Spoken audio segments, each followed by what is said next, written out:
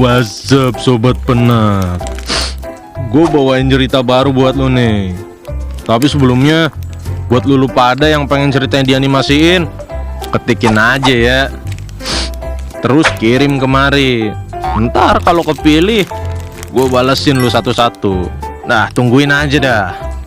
Dah, skuy nonton. Peringatan, animasi ini dibuat dengan tujuan sharing pengalaman pribadi sang pengirim cerita. Dimohon untuk menghargai cerita tanpa menyudutkan beberapa pihak. Selamat menonton. Gue yakin lo semua setuju. Yang namanya dunia usaha itu pasti ada aja yang main sikut-sikutan. Apalagi sampai pakai cara-cara yang gak benar. Kali ini izinin gue buat berbagi kisah gue dan keluarga gue yang mungkin bisa jadi pembelajaran buat kalian. Nama gue Johan, anak pedagang makanan di kantin sekolahan SMA. Yap, gue tumbuh besar di keluarga yang sederhana dan berkecukupan. Dari kecil gue sering ikut nemenin bokap sama nyokap gue jualan kalau lagi waktu senggang. Hal ini gue jalanin sampai lulus SMA. Lumayan, daripada nganggur kan malah gak enak ya. Kalau ditanya jualannya apa aja sih? Ya makanan kayak mie instan, es-esan, gorengan. Ya template jajan kantin sekolahan lah ya. FYI, ortu gue ini orang pertama yang dipercaya jualan di kantin sekolahan itu. Dari dulu keluarga gue yang pegang kantin di sekolahan ini. Dari zaman dulu sampai sekarang kantin kita selalu rame. Tapi belakangan ini dagangan gue sepi banget.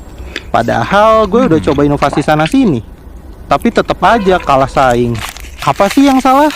Setiap kali gue bikin sesuatu yang baru, kayak jualan batagor dipakein mie instan, minum-minuman rasa unik, atau snack kekinian, besoknya kantin sebelah udah jualan yang sama persis. Rasanya kayak ada yang ngikutin setiap langkah gue. Gue sih awalnya nggak masalah ya, ngikut mah ngikut aja. Toh orang-orang juga harusnya tahu siapa pelopornya. Dan gue yakin banget mau sesama apapun dagangannya, rezeki mah udah ada yang ngatur. Tapi ada hal yang bikin gue dan ortu gue nggak nyaman. Pedagang-pedagang lainnya tuh kayak sinis ke kita. Ya ini bukan omongan lama sih, dari dulu udah gini. Tapi ada satu pedagang, anggap aja Mbak Yuli namanya. Dia yang paling getol buat ngomporin siswa, bahkan guru, buat nggak jajan di tempat gue. Ada aja narasi negatifnya. Ini bikin gue sama ortu gue jadi stres berat. Kita mikir, apa yang salah? Apa yang kurang? Suatu hari gue ngomong sama ortu gue, Pak, Bu, kok dagangan kita makin sepi ya?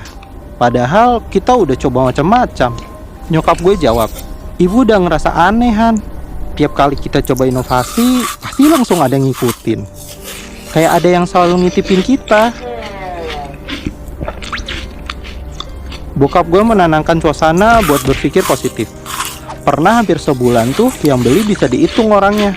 Bahkan pernah hampir semingguan gak ada yang jajan sama sekali. Bahkan di saat tempat lain rame, siswa-siswa tetap gak mau ke tempat gue. Padahal kan tempat gue jualan air mineral juga, yang notabene-nya nih merek pabriknya sama, sumbernya sama, rasanya sama, tetap gak mau beli di kita. Pernah gue lihat bocah yang biasanya jajan di tempat gue coba tawarin, nyari apa? Air mineral dingin. Di sini juga ada kok. Dia malah diem dan memalingkan wajahnya. Jir lah. Desas-desus makin gak jelas aja soal tempat jualan gue. Dari yang katanya pakai bahan gak oke lah, air mentah lah, dipakein jampe-jampe lah. Bahkan info ini gue dapat dari beberapa guru dan tukang kebun sekolahan. Dan real, itu semua ditujukan ke tempat dagangan gue. So, mau gak mau kalau mainnya fitnah mah, kita nyerah aja. Gue waktu itu beberes, nyapu gerobak dagangan gue. Gue nemuin tanah sama bunga kayak buat kuburan, woi. Bau menyanyi nyengat banget. Kebetulan di situ juga ada bokap sama nyokap gue. Terus bokap ngomong gini, kalian pernah dengar soal ilmu hitam? Bapak mulai curiga ada yang main kotor nih. Gue kaget dengarnya. Tapi gue nggak mau langsung percaya. Gue dan bokap nyokap akhirnya mutusin buat konsultasi ke orang pintar. Anggap aja namanya Abah Yudi. Kita cerita semua masalah kita, dari dagangan sepi sampai ada rasa nggak nyaman setiap kali kita di kantin. Abah Yudi bilang, oke, gue bikin suara dukun ya. Benar Johan, ada energi negatif di sekitar kantin kalian. Energi ini nutupin rezeki kalian. Ada yang coba ngejatuhin usaha lu pakai cara-cara nggak kelihatan. Gue nggak mau nyerah. Abah Yudi itu nyaranin buat bersihin kantin secara spiritual dan selalu berpikir positif serta jujur dalam berbisnis. Dia doain kita dan ngasihin sekresek bunga macem-macem. Katanya mesti ditaburin di kolong gerobak gue yang habis ditaburin tanah kuburan buat usir bala. Sisanya serahin ke Tuhan dan berdoa. Gue ikutin nasihatnya.